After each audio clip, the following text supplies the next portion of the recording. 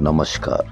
राजस्थान की तमाम फटाफट खबरों में आपका स्वागत है। राजस्थान की खबरों के लिए आपसे निवेदन की यदि आपने हमारे चैनल को सब्सक्राइब नहीं किया तो कृपया करके आपके अपने चैनल को सब्सक्राइब कर लें। आप सब्सक्राइब करते हैं तो हमें हिम्मत होती है सही और सच्ची खबरें आप तक पहुंचाने की, वरना मीडिया में किस तरह की खबरें आपको पेश की जाती है यह आप भली भांति जानते हैं। तो क्या है वो बड़ी खबरें।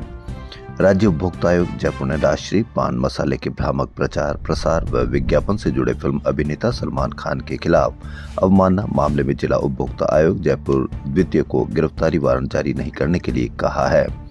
राज्य आयोग ने कहा कि यदि अवमाननाकर्ता पेश नहीं हो और जमानती वारंट बिना तामिल लौट कर नहीं आए तो जिला आयोग गिरफ्तारी वारंट जारी नहीं करे।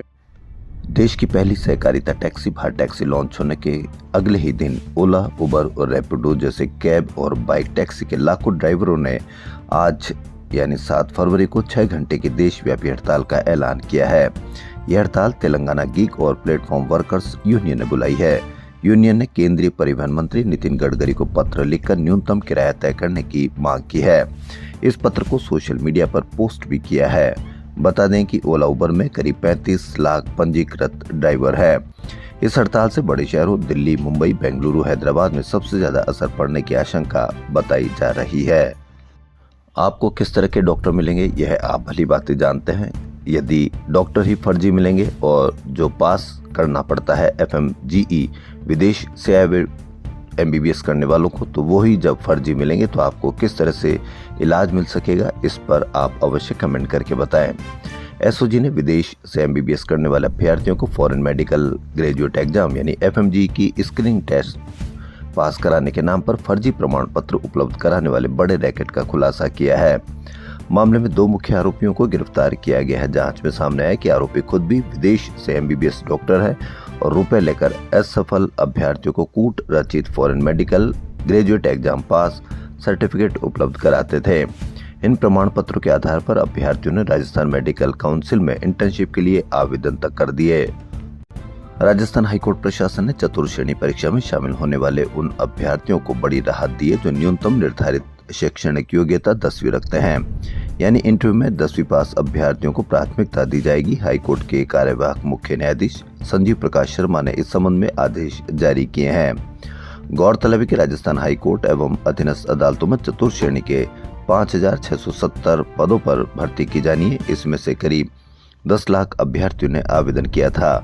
आवेदन की प्रक्रिया गत साल ही पूरी हो चुकी है। परीक्षा होना बाकी है। लिखित परीक्षा के लिए 85 नंबर और इंटरव्यू के लिए 15 नंबर निर्धारित किए गए हैं। 5 फरवरी को नोटिफाइड आदेश में कहा गया है कि राजस्थान उच्च न्यायालय कर्मचारी सेवा नियम 2002 के अंतर्गत चतुर्थ श्रेणी के पदों पर भर्ती उन पदों को भरने के लिए जिनमें शारीरिक श्रम और नियमित कार्य शामिल है। RPSC का RS 2024 के अभ्यर्थियों के साक्षात्कार का 6ठा चरण 16 फरवरी से शुरू होगा। इसके साथ ही आयोग ने असिस्टेंट प्रोफेसर के केमिस्ट्री सहित 3 नए विषयों के पहले चरण के इंटरव्यू लेने का फैसला किया है। RS 2024 के इंटरव्यू का 5वां चरण जारी है। यह चरण 13 को पूरा हो जाएगा। इसके बाद 6ठा चरण 16 से 26 फरवरी तक चलेगा। राजस्थान में लंबे समय से भर्ती का इंतजार कर रहे युवाओं के लिए एक अच्छा अवसर माना जा रहा है। कनिष्ठ लिपिक और स्टेनोग्राफर के 10,336 पद खाली पड़े हैं। विधानसभा में सपोट्रा विधायक हंसराज मीणा की ओर से पूछे गए सवाल के जवाब में प्रशासनिक सुधार और समन्वय विभाग ने रिक्त पदों की संख्या और उनका वर्गवार विवरण सदन में रखा। राजस्थान कर्मचारी चयन बोर्ड के माध्यम से भर्ती प्रक्रिया चला रही है। बोर्ड ने कुल 10,644 पदों के लिए आवेदन मांगे हैं। निर्धारित योग्यता रखने वाले अभ्यर्थी 13 फरवरी तक आवेदन कर सकते हैं। खेजड़ी बचाओ पर्यावरण बचाओ पर आपने कल देखा कि किस तरह से आंदोलन तोड़ा गया था, आंदोलन को खत्म किया गया था। लेकिन खेजड़ी बचाओ पर्यावरण बचाओ आंदोलन के तहत देर रात आमरण अनशन खत्म करने के बाद पर्यावरण प्रेमी शनिवार से क्रमिक अनशन शुरू करेंगे। महापड़ाव चौथे दिन भी जारी रहा। आंदोलन को लेकर पर्यावरण संघर्ष समिति की शाम को हुई बैठक में यह फैसला किया गया है। संतों ने ऐलान किया है कि कानून लागू होने तक महापड़ाव और क्रमिक अनशन जारी रहेगा।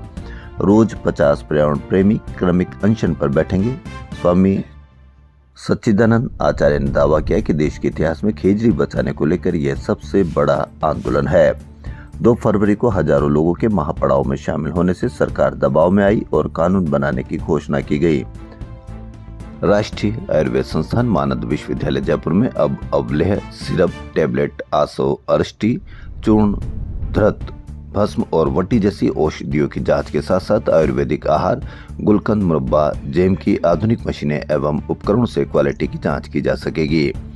5 करोड़ रुपए से drugs and food testing lab का निर्माण किया जा रहा है। खास बात यह है कि यह संस्थान स्थित ड्रग एंड टेस्टिंग लैब में आम जन भी सरकारी दरों पर आयुर्वेदिक औषधियों की जांच करा सकेंगे। राजस्थान के पुराने सभी शहरी निकायों पर प्रशासनिक नियंत्रण हो चुका है। ऐसी स्थिति पहली बार बनी है कि चुने हुए मेयर, सभापति की जगह पुराने 196 में सरकारी प्रशासक लगे हुए हैं।